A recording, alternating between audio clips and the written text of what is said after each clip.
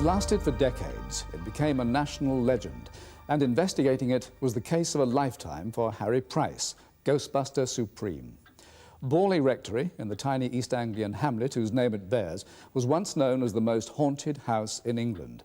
Many people, 5 successive rectors, their wives and families, neighbours and visitors, all apparently saw things there. And the legend lives on. I've been involved with Borley for over 40 years, 27 years as editor of the local paper. And in every year of those 40 years, something has been reported as happening at Borley. There's nothing there, there's no shop, there's no pub. In fact, the last place that you'd expect to see a stream of visitors.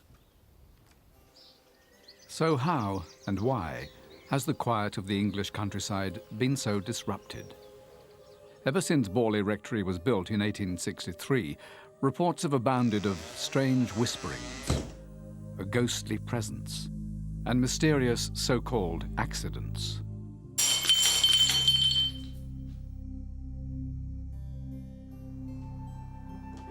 It all began with the daughters of the first vicar. Raise it to the top. And a truly haunting vision. At the end of the garden, they saw a figure, its head bowed as if in prayer.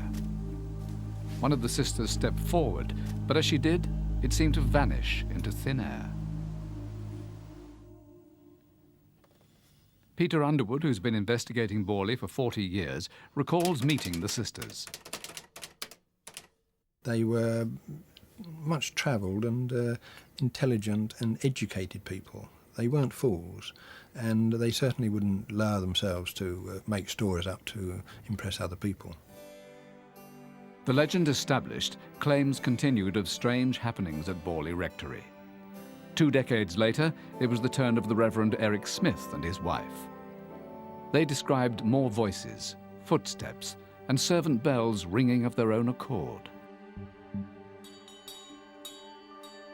Then, while tidying a cupboard, Mrs. Smith made a gruesome discovery.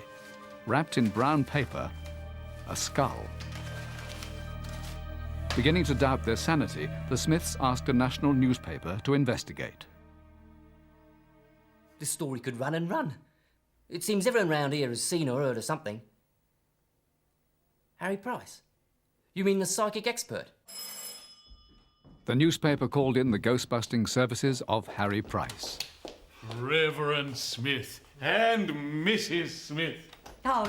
Harry was a former engineer whose marriage to a rich wife meant he could spend his time and her money delving into the paranormal.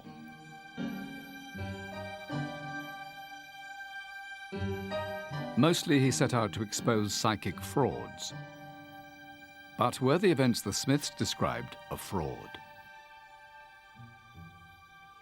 And you see, you cut the wires and the bells still ring. Yes, we just... If he had any doubts about Borley, Harry Price soon experienced strange events at first hand. Did you see that? It came from upstairs, but there's no one there. Harry and the reporter had a narrow escape from a flying candlestick. But there was something of the showman in Harry Price too. He left his paranormal collection to London University. Alan Wesencraft, who looks after it, met the man himself. I think Harry Price's enthusiasm did lead him into making exaggerated claims. He's had a fertile imagination, and this would take charge, I suppose. Harry Price told his story to the world, but the Smiths had had enough. They moved out. Several vicars turned down the job before a new one could be found. The Reverend Lionel Algernon Foyster was old enough to be the father of his wife, Marianne. Lovely, dear. Thank you very much. Tea looks excellent. And it's a lovely day, and the lavender looks beautiful. Yes, it is a nice day, isn't it? Quite quiet round here after London, though, don't you find? Life in this backwater was hardly her style, but the paranormal events were. The poor girl really craved something a little bit more exciting. And she found the excitement, I think, by playing up the idea of the haunts. Lionel, look at this. What is it, dear? Pebbles under my pillow. How on earth did they get there? You must write this up in your diary. Suspicions that the old vicar was fooled by his wife might have been justified. First my collar, which I'd taken off for comfort, is thrown at me. Then a stick and a piece of coal thrown across the room. But what about the testimony of independent witnesses? A local headmaster and magistrate, Guy Lestrange, wrote about taking tea with the Foysters. The other day, the servants' bells started to ring all on their own. What was that? Jumping up, I hurried to the door and found the floor outside littered with broken crockery. It's starting to happen all over again. Mary! Yes, well, you see, you can never tell what's going to happen in this house. Let's finish our tea while our cups are still intact. Still not fully convinced, the magistrate returned to his seat. No sooner had he done so, an appalling series of crashes took us back to the doorway. and this time Guy Lestrange couldn't believe his eyes. Bottles were being hurled about in all directions in the hall, though nobody could be seen throwing them. Good God. When the Foysters left, Harry Price's big moment arrived. He took a year's lease on the rectory and moved in.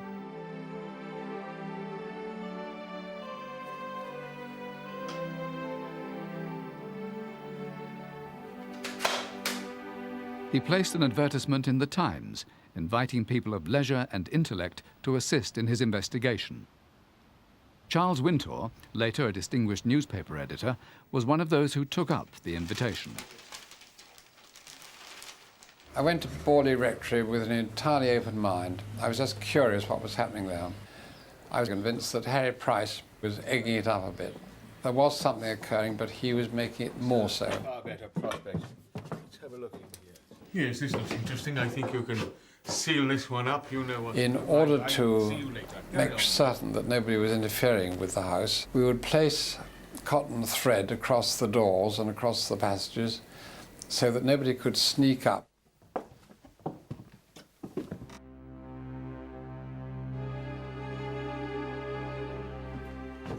When they returned, they found the seals intact.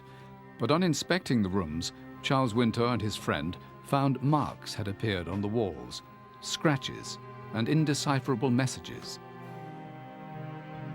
On one occasion, I thought one of the pencil marks was actually moving as I saw it. It seems mad, but I think that's what I saw at the time. Harry Price reaped the rewards of his research. His findings were published in best-selling books. Borley Rectory became famous as the most haunted house in England, until one night there was a fire.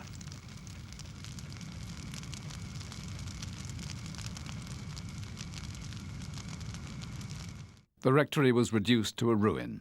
Arson was suspected but could never be proved. With the rectory gone, the haunting was thought to be over. In any case, for many, Harry Price's exaggerations and Marianne Foyster's confessions, made to investigators like Peter Underwood, had discredited the story. But was there still more to it?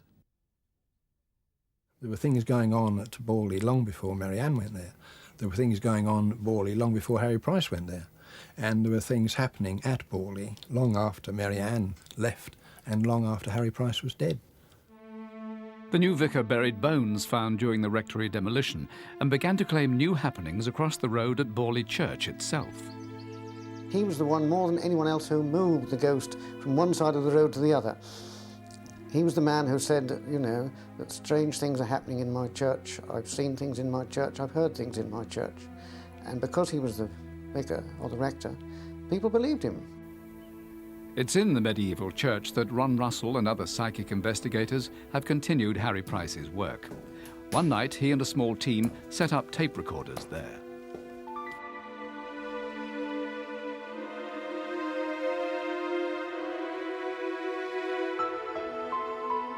To our surprise, we received a series of strange, unaccountable noises on the tapes.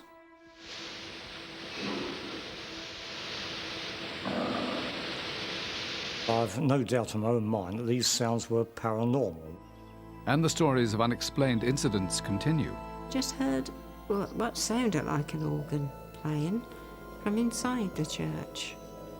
But as we went in the church, it suddenly stopped. To our utter amazement, there was not a soul in the church. The organ console was closed and padlocked.